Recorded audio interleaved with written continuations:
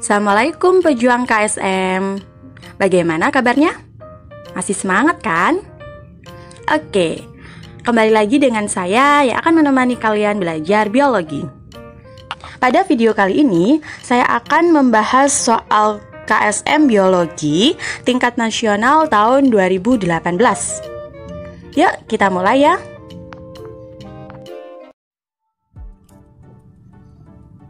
Sekarang kita mulai dari soal yang pertama.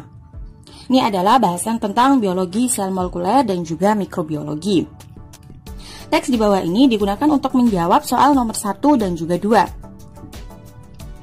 Seorang murid mempelajari tentang respirasi, ingin menguji hipotesis jika ragi menggunakan glukosa untuk memperoleh energinya, kemudian sejumlah glukosa ditambahkan lagi ke medium, maka populasi ragi akan bertambah. Untuk menguji hipotesis ini, dia mengisi 4 tabung dengan 5 mili medium pertumbuhan minimal dan tidak memasukkan glukosa pada tabung pertama, memasukkan 5 mili glukosa pada tabung kedua, 10 mili glukosa pada tabung ketiga, 20 mili glukosa pada tabung keempat. Setelah 1 hari, data yang diperoleh adalah sebagai berikut. Ini ada tabel dari hasil percobaannya. Di mana tabung 1 ada, ini saya tulis dulu ya, tabung 1 tadi tidak ada tambahan glukosa, Kemudian tabung 2 ini tadi ditambah 5 mili glukosa. Yang tabung 3 ditambah 10 mili glukosa dan yang tabung keempat ditambah 20 mili glukosa. Nah, hasilnya seperti ini ya.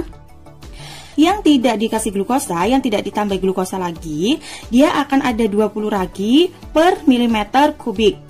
Sedangkan pH-nya adalah 7, berarti sudah basah ya. Dan tabung yang kedua yang ditambah 5 mili glukosa, di situ ada 200 ragi per milimeter kubik dengan pH 6,5.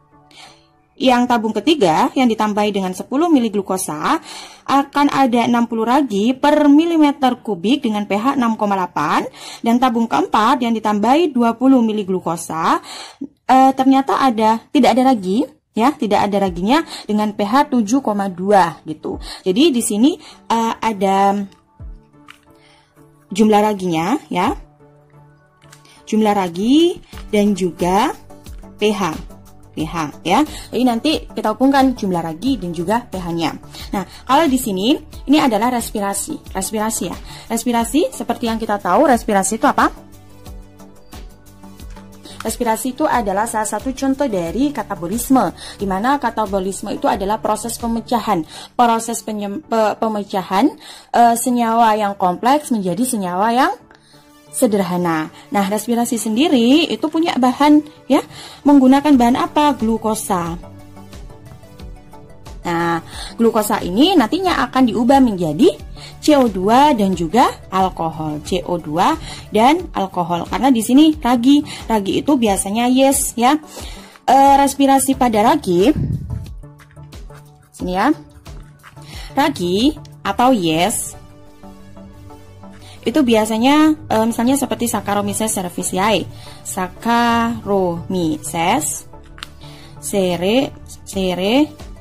cerevisiae. Nah, Saccharomyces cerevisiae ini salah satu ragi yang digunakan dalam pembuatan roti ya, gitu. Nah, dia melakukan respirasi, tapi bukan respirasi aerob, melainkan respirasi anaerob. Kenapa? Karena ragi itu hidupnya tidak pada lingkungan yang punya oksigen. Jadi dia bisa hidup di lingkungan yang tidak ada oksigennya. Kalau misalnya respirasi aerob, respirasi anaerob, kalau kalian masih ingat, berarti di situ respirasinya menggunakan fermentasi ya. Fermentasi. Jadi glukosanya itu diubah menjadi CO2 atau diubah menjadi alkohol ya. Kalau respirasi anaerob berarti dia fermentasi ya. Fermentasi. Oke, ini adalah respirasi. Kemudian sekarang kita lanjut pada soal nomor 1. Berdasarkan data di atas, tentukan pernyataan yang paling tepat ya, paling tepat. Yang A, dari data di atas dapat diduga ragi membutuhkan glukosa untuk tumbuh. Oke. Di sini Kalau di sini ragi membutuhkan glukosa untuk tumbuh ya. Di sini kan banyak glukosanya ya. Yang banyak glukosanya tapi malah raginya 0. Berarti pernyataan ini benar atau salah? Tidak, salah ya. Kemudian yang B, pH dapat digunakan untuk menghitung laju pertumbuhan. pH digunakan untuk menghitung laju pertumbuhan. Kita lihat di sini, kita lihat dari pH yang paling kecil ya. Kalau saya tuliskan di sini, ini 6,5, ini 6,8, ini 7,0 dan 7,2. Kalau di sini 6,5 ternyata raginya 200 nih, ini 200. Kemudian 6,8 raginya 60, berarti lebih kecil ya, 60. 7 ternyata raginya 20. Nah, lebih kecil lagi. 72 ternyata raginya 0. Jadi bisa nggak kalau misalnya pH ini dibuat untuk menghitung jumlah ragi? Bisa ya. Jadi ini kemungkinan benar. Tapi kita lihat dulu opsi yang C. Dan yang C, semakin banyak glukosa diberikan pada ragi, semakin baik pertumbuhan ragi. Nah, di sini mulai lagi, semakin banyak semakin banyak glukosa yang diberikan pada ragi, ternyata raginya malah 0, tidak ada pertumbuhan ragi sama sekali. Jadi, yang C juga salah. Dan yang D, semua jawaban di atas salah. Di sini ada yang betul, berarti salah juga. Jadi nomor 1 jawabannya adalah B. Ya.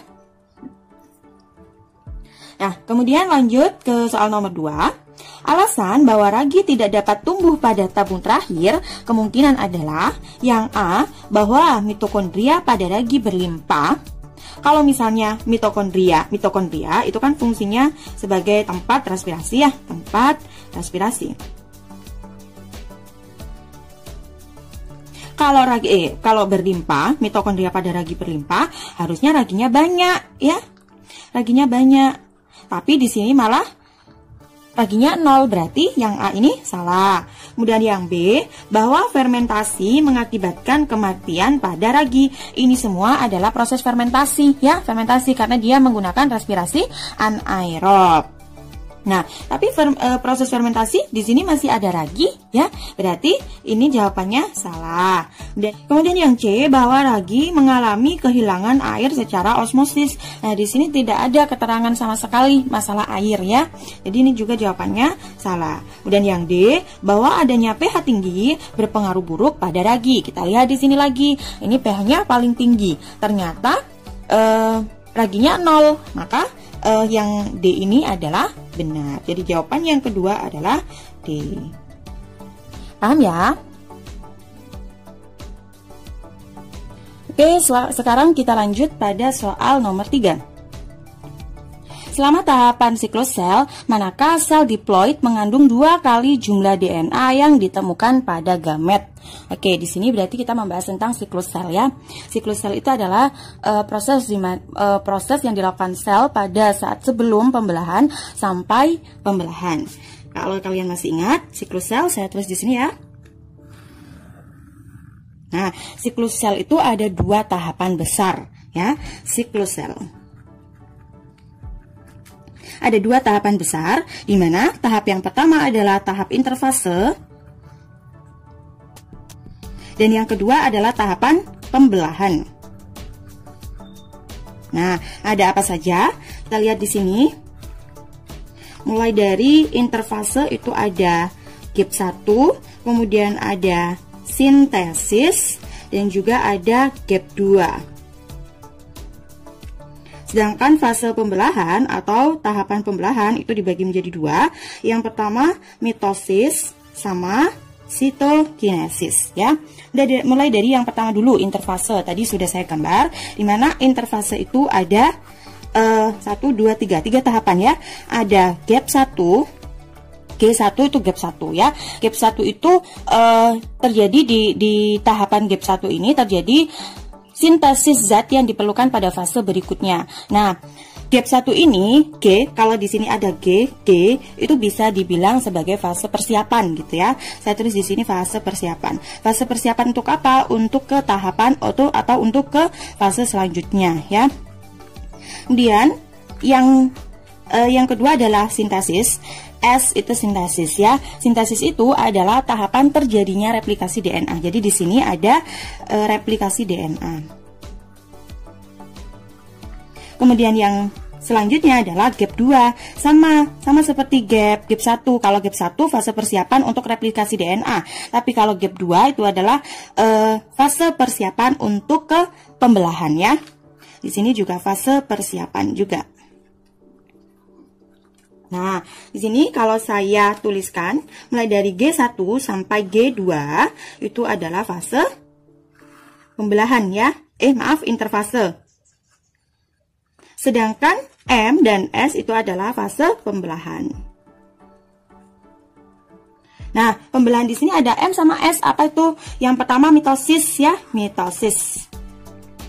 M itu untuk mitosis. Kalian masih ingat ya pembelahan mitosis itu apa? Pembelahan yang nantinya akan menghasilkan dua sel anakan yang sama persis dengan induknya. Kalau induknya 2N, maka anakannya juga 2N. Nah, mitosis ini sendiri ada beberapa macam, yaitu yang pertama ada profase. Profase itu adalah fase penebalan kromosom gitu ya. Jadi kromosomnya menebal. Kalau saya tuliskan di sini, kromosomnya itu menebal. Nah, di sini kromosomnya menebal, mau bersiap-siap ya. Gitu. Di sini juga ada sentromer untuk membentuk benang spindel. Nah, kemudian yang kedua adalah prometafase. Prometafase. Di mana prometafase ini kromatid pindah ke bidang ekuator ya. Kromatid pindah ke bidang ekuator. Jadi di sini ya, pindah ke sini. Kalau yang di sini kan masih di pinggir, ini sudah di tengah gini, kromatid. Ya, ini ada sentromer, ini juga ada sentromer, ini juga ada benang spindle, sudah ada di tengah. Nah, kemudian yang ketiga adalah tahapan metafase. Meta itu kan tengah ya. Jadi kromosomnya itu bergaris di bidang tengah atau di bidang ekuator ya. Nah, di sini ya. Ini sebenarnya nggak ada yang besar, nggak ada yang kecil, tapi sama. Tapi ini saya gambarnya ada yang besar, ada yang kecil gitu. Maklumkan saja ya. Nah, ini ada benang spindelnya. Nah, kromosomnya sudah ada di tengah nih. Nah, sudah ada di tengah. Ini namanya metafase. Kalian sudah belajar ya metafase, profase, metafase, metafase. Dan yang ketiga ada anafase ya, anafase. Di mana anafase itu kromosom itu akan tertarik ke kutub yang berlawanan. Jadi ini kan ada dua pasang ya, ada dua set, ada dua pasang. Nah, yang satu ini akan ke kutub utara, yang satu akan ke kutub selatan. Kalau saya gambarkan nanti jadi gini. Ini ada sentromer, ini benang spindle. Nah, oh maaf ya, ini terpisah ini ya. Jadi yang satu ini ke sini, yang satu ke sini. Maaf ini ya, ini terpisah seharusnya. Saya gambarnya salah. Nah, kalau gambar yang sebenarnya, kalau saya tulis salah ya, nanti gini. Nah, ini nggak gabung tuh kayak tadi. Masing-masing benang spindle ditarik oleh kromosom. Jadi satu kromosom ada di kutub utara, yang satu kromosom ada di kutub selatan. Nah, setelah anafase ada tahapan terakhir, yaitu telofase. Telofase saya tuliskan di atas karena tidak kelihatan ya. Telofase ini membran inti dari sitoplasma itu akan terbentuk kembali dan sel akan mulai membelah. Karena ini kan sudah dapat dua ya, jadi nanti salah lagi, masya Allah. Ini kayak gini ya, harusnya kayak gini. Sudah kayak mau membelah. Nah, gini. Di sini sudah ada daerah-daerah yang akan terbelah. Di sini ada sentromernya tadi, ada sentromer, dan di sini sudah ada kromosomnya, sudah di sini. Itu ya. Nah, ini adalah fase mitosis. Kemudian yang kedua adalah fase S, yaitu fase sitokinesis. Di mana fase sitokinesis ini pembagian sitoplasma menjadi dua sel anakan. Jadi saya tulis di sini ya. Di sini mitosis. Yang kedua adalah sitokinesis. Dimana sitokinesis ini nanti akan sudah terbentuk 2 sel anakan yang sudah punya set kromosom sendiri-sendiri ya. Itu adalah siklus sel. Kemudian kita baca lagi soalnya ya.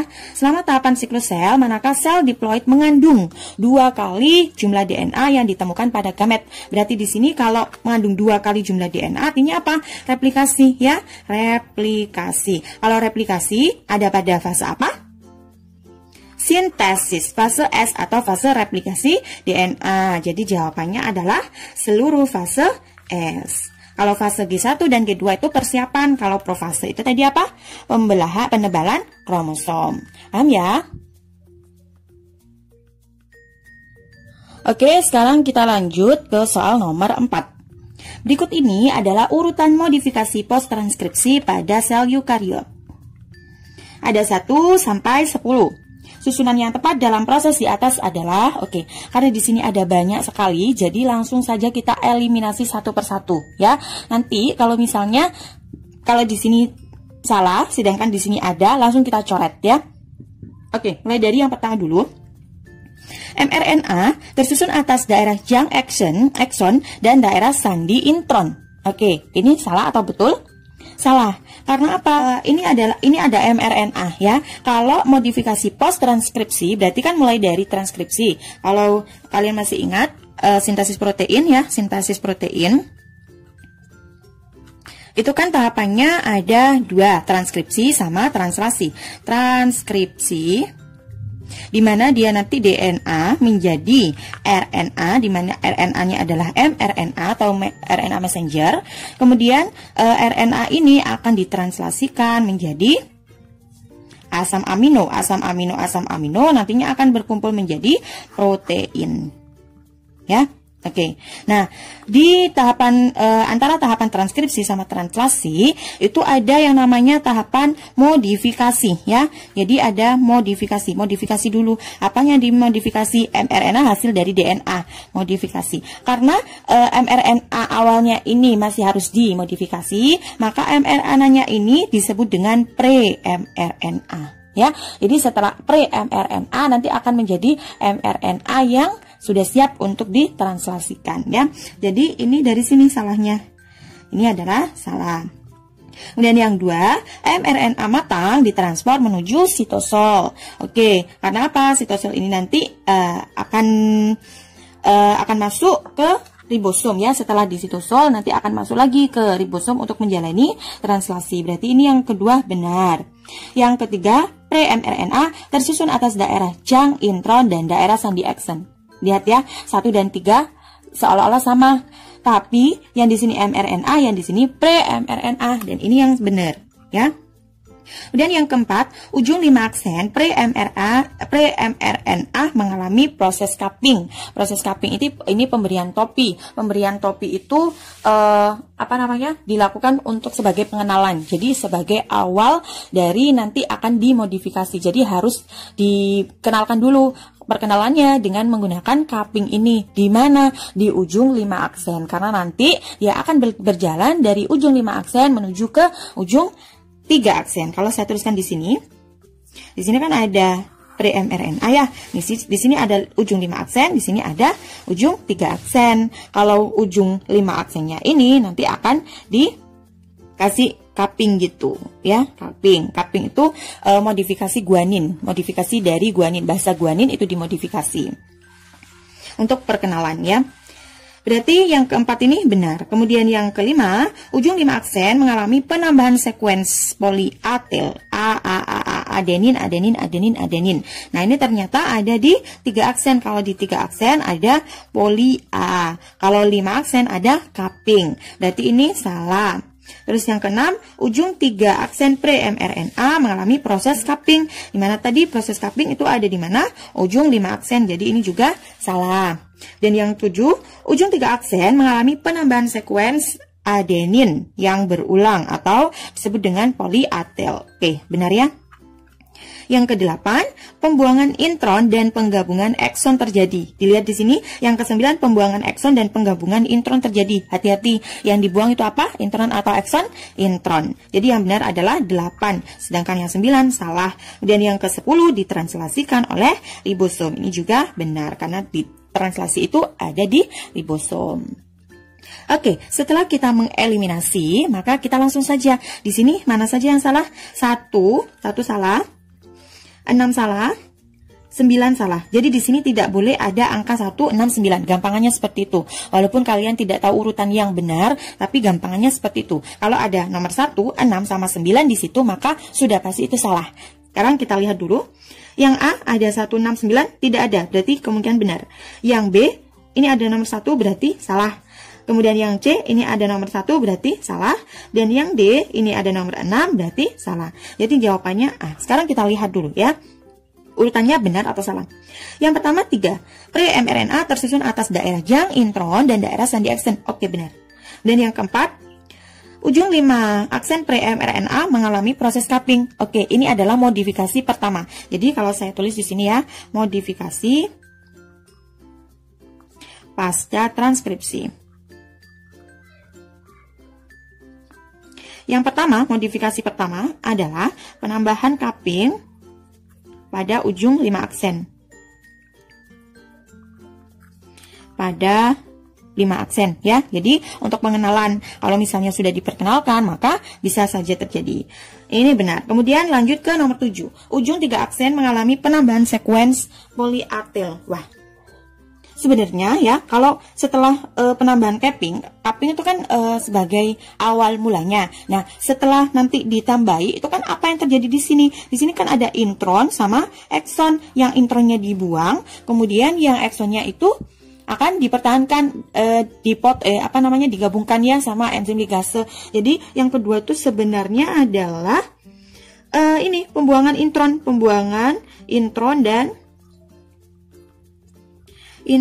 dan penambahan atau penggabungan ekson ya. Nah, setelah pembuangan intron dan penggabungan ekson, kemudian kan ini nanti jalan sampai ketemu ke 3 aksen. Di 3 aksen ini nanti akan ada penambahan sekuens adenin atau yang disebut dengan polyatil. Kalau di 3 aksen itu sudah ditambahkan basa adenin yang berulang atau polyatil, maka itu menunjukkan berakhirnya proses modifikasi gitu. Jadi yang ketiga adalah penambahan polyatil pada ujung 3 aksen ya. Dan setelah itu nanti ini berarti aslinya kebalik ya, tapi nggak apa-apa ya, karena ini yang satu-satunya jawaban yang ada, jadi ya sudah A saja. Tapi sebenarnya gitu ya, setelah penambahan cupping, kemudian pembuangan intron dulu, baru nanti penambahan polyatil ya. Setelah itu, yang nomor 2, mRNA matang ditransport menuju sitosol. Kalau sudah selesai modifikasi, ini modifikasinya seharusnya cuma ada 3 ini ya, prosesnya itu. Setelah itu, pre-mRNA nantinya akan menjadi mRNA yang matang ya. Setelah itu nanti baru ditranslasikan oleh ribosom gitu. Paham ya? Oke, sekarang kita lanjut ke soal nomor 5.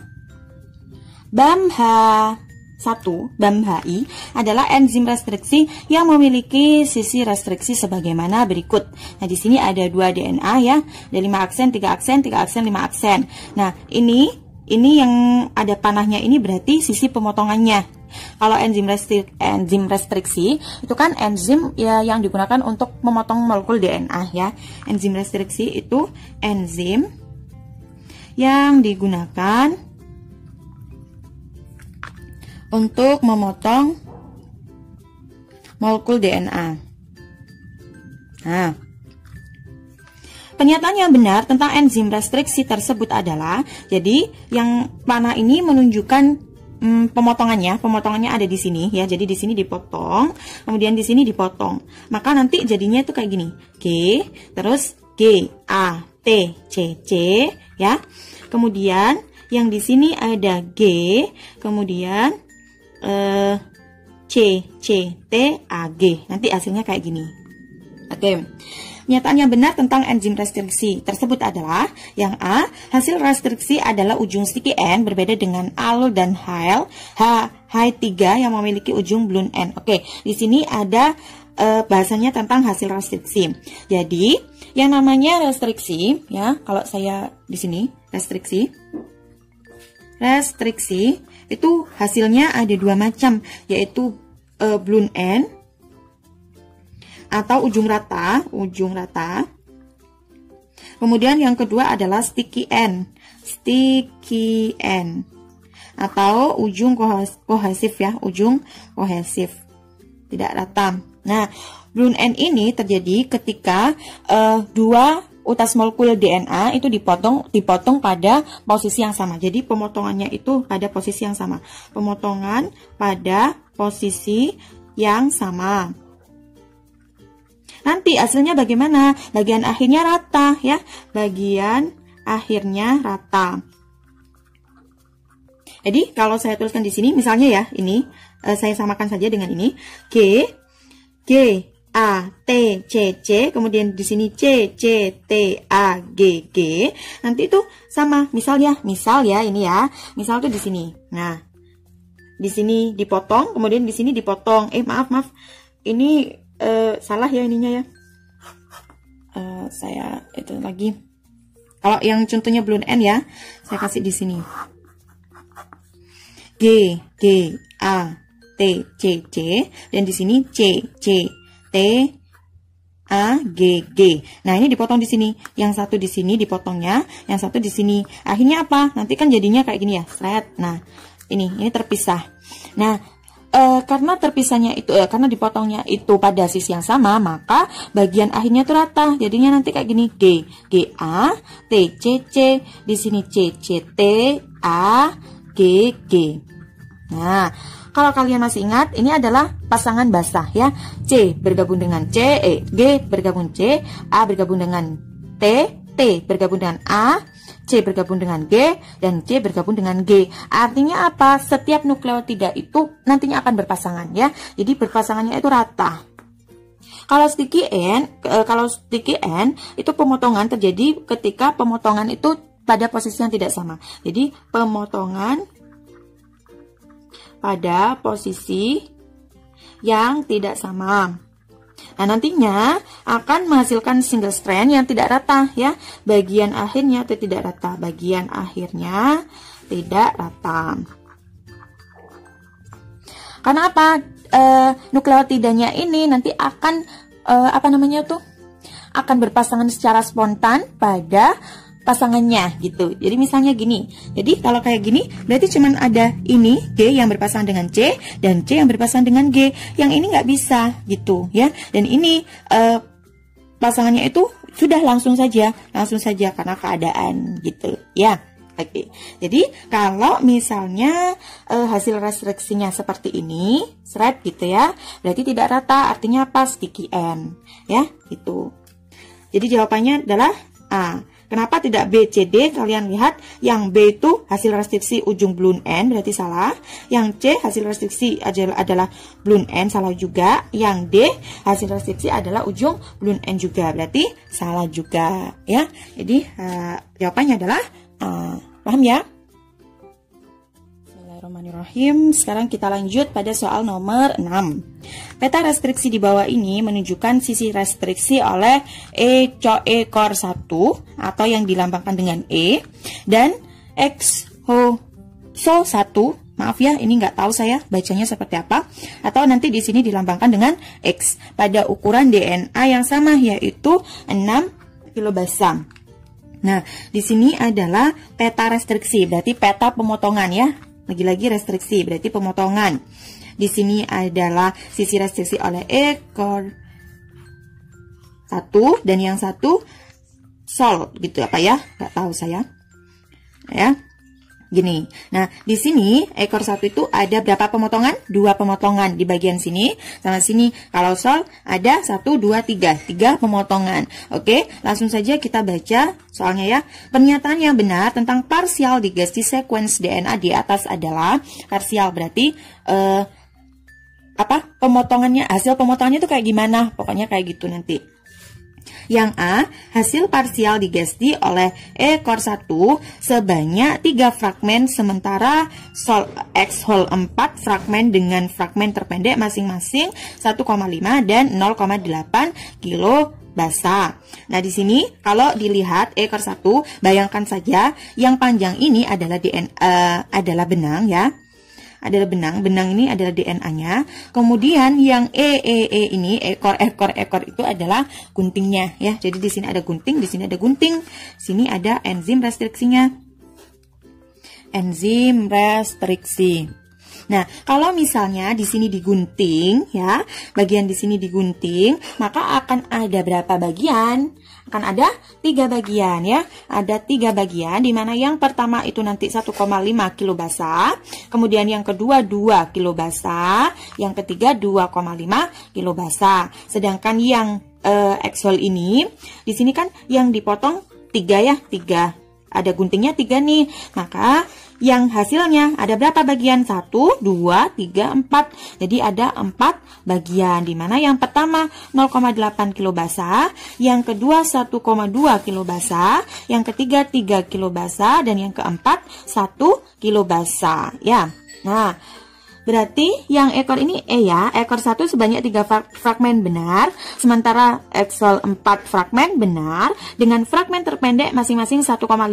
Kita lihat di sini yang pendek, yang terpendek ini 1,5 benar, dan yang X-hole 0,8 benar juga. Berarti jawabannya adalah A.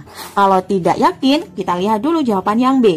Hasil parsial digesti oleh ekor 1 sebanyak 5 fragmen, sementara ini sudah salah ya. Ini salah. Kemudian yang C, hasil parsial digesti oleh ekor 1 sebanyak 6 fragmen, sudah salah.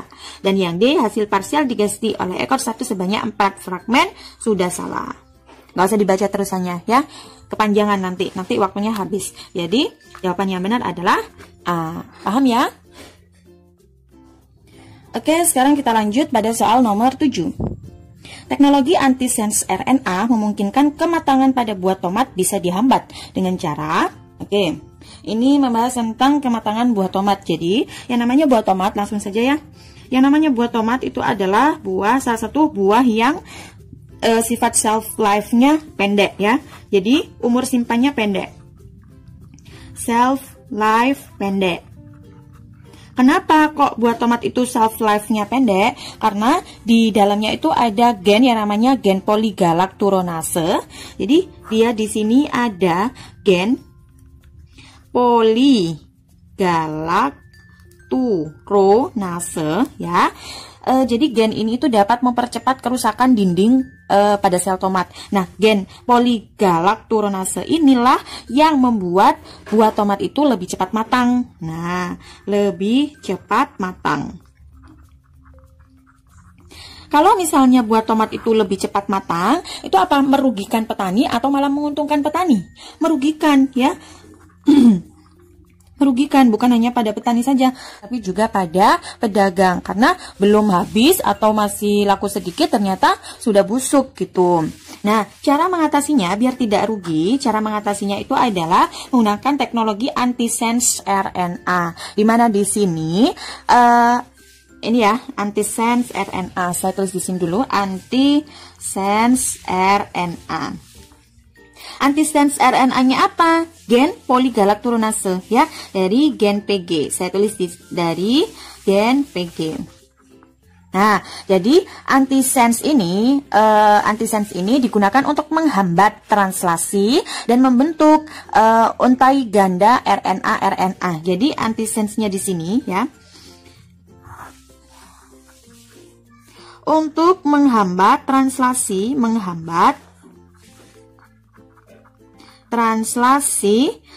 gen PG ya, gen PG, dan membentuk untai ganda RNA. Nah, fungsinya apa untai ganda RNA ini? Dia dapat berperan sebagai substrat bagi enzim pengedit dari DNA. Jadi nanti diedit ya, diedit biar hilang gen poligalakturonasenya itu gitu. Jadi secara apa ya? Secara gampangnya gini. Yang namanya buah tomat itu kan matang gara-gara ada gen poligalakturonase. Jadi kalau agar dihambat, untuk menghambat kematangan buah tomat, untuk menghambatnya maka harus menghilangkan gen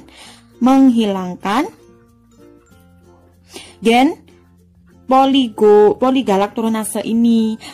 Gimana caranya menghilangkan gen poligalakturonase ini? Dengan cara menghambat translasi dari gen tersebut ya. Jangan sampai gen PG ini bisa ditranslasikan gitu. Gampangnya seperti itu ya. Sekarang kita cari jawabannya seperti itu. Yang A, gen antisense mRNA yang ditambahkan pada sitoplasma menyebabkan PG mRNA ditransport keluar nukleus menuju sitoplasma untuk ditranslasi menjadi PG protein. Oke, poin di sini sudah selesai ya.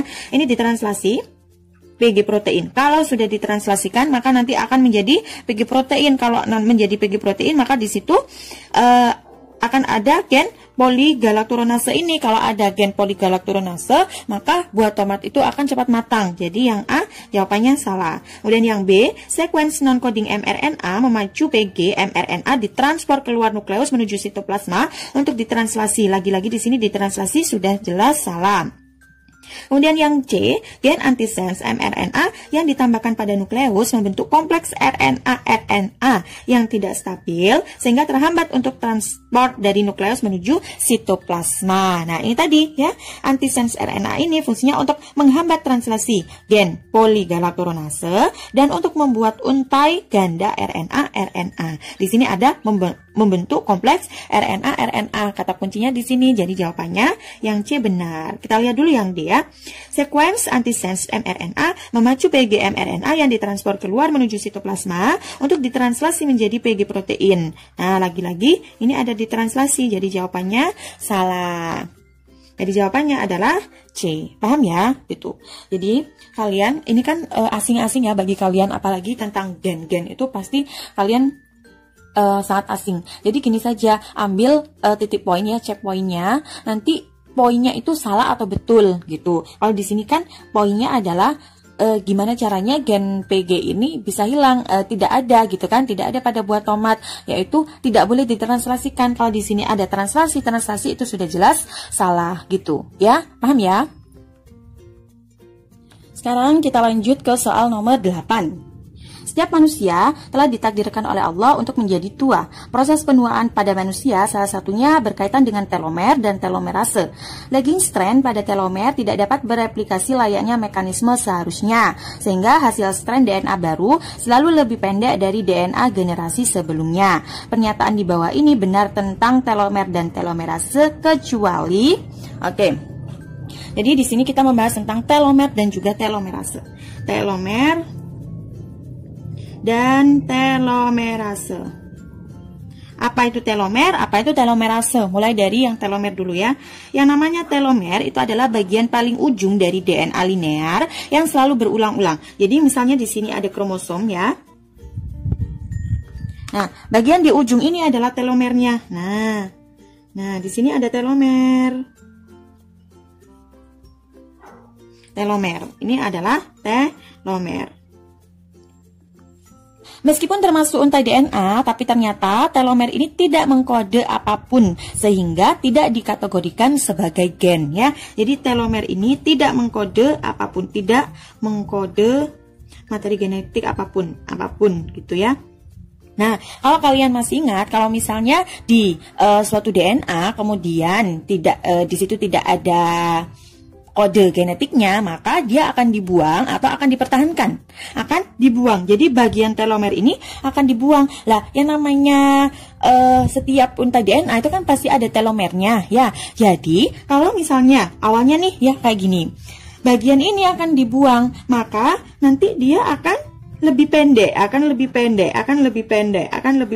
Nah, ini adalah hasil dari ini ya. Ini juga nanti akan ada telomernya, dan telomernya ini akan dibuang, begitu seterusnya. Maka nanti setiap pembelahan rantai DNA, untai DNA itu akan semakin pendek. Jadi misalnya nih, awalnya segini. Karena di sini ada telomer, ini ada telomer, maka dibuang kan? Maka nanti pembelahan selanjutnya itu akan jadi seperti ini.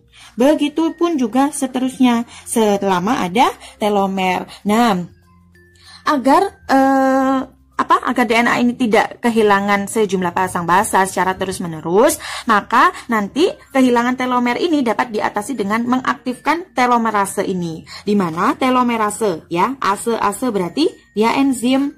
Enzim apa? Enzim yang dapat kembali meremajakan sel-sel dalam tubuh. Karena telomerase ini merupakan salah satu enzim protein RNA ya yang dapat memperpanjang telomer setiap kali sel membelah. Jadi dia menggantikan ya, enzim yang menggantikan, bisa dibilang seperti itu, menggantikan sekuens yang hilang, sekuens telomer yang hilang.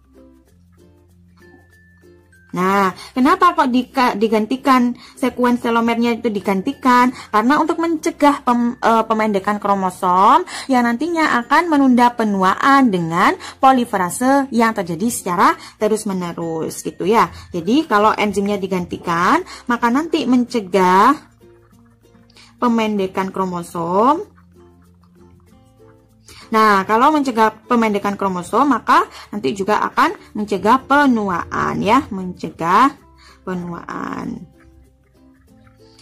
Karena kalau penuaan kan berarti selnya kan sudah semakin tua gitu ya. Kenapa kok dia semakin tua? Karena ya ini tadi, kalau misalnya dia tidak ada, misalnya ya, kalau seperti ini nanti membelah terus menerus tidak ada telomerase, itu kan nanti akan sedikit. Nah, sedikit itu pembelahnya kan juga tidak teratur ya. Makanya itu diatasi dengan telomerase ini. Telomerase ini untuk menggantikan sekuens-sekuens DNA yang hilang karena telomer ini gitu. Paham ya? Oke, konsepnya di situ. Terus kita cari nih, pernyataan di bawah ini benar tentang telomer dan telomerase kecuali, nah, yang A, telomer kromosom memiliki sekuens non-coding DNA yang berulang 20 hingga 70 kali. TTGGTG ini adalah sekuens dari telomer ya. Pertama kali ditemukan pada tetrahymena, organisme uniseluler, di mana telomerase pertama kali ditemukan. Tetrahymena ini adalah salah satu dari protista ya. Jadi dia protista. Kalau protista dia uniseluler atau multiseluler, uniseluler ya, protista. Kemudian yang B, ini kemungkinan masih benar. Kemudian yang B, telomer kromosom manusia 1000 kali berulang pada sekuens non-coding DNA TTAGG dan selalu terjadi pemendekan ketika bereplikasi. Benar ya? Kalau telomer nanti setiap bereplikasi nanti dia mengalami pemendekan. Karena apa? Karena nanti dibuang ya. Meskipun sejumlah kecil DNA telomer ini nggak usah karena ini sudah dapat kata kuncinya, maka ini juga benar. Dan yang C, telomerase adalah enzim replikasi DNA khusus yang dapat memperpanjang DNA telomerik. Ini benar ya. Dengan penambahan sekuens nukleotida berulang ke ujung kromosom eukariot sebagai solusi mengatasi pemendekan saat replikasi terjadi. Ini benar juga karena telomerase itu enzim replikasi DNA pada ujung telomer untuk menggantikan sekuens telomer yang hilang. Dan yang D, telomerase adalah enzim replikasi DNA khusus yang hanya dapat diperoleh dari tetrahymena. Apakah telomerase itu hanya ada pada tetrahymena? Tidak, karena kita juga ada telomerase ya. Karena di sini hanya pada tetrahymena, maka salah. Jadi pernyataan di bawah ini benar tentang telomer dan telomerase kecuali yang D. Paham ya?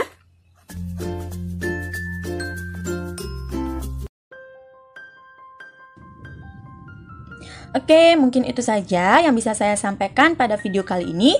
Semoga apa yang kita pelajari hari ini bermanfaat. Mohon maaf apabila ada salah kata atau salah tulisan. Saya akhiri. Wassalamualaikum warahmatullahi wabarakatuh.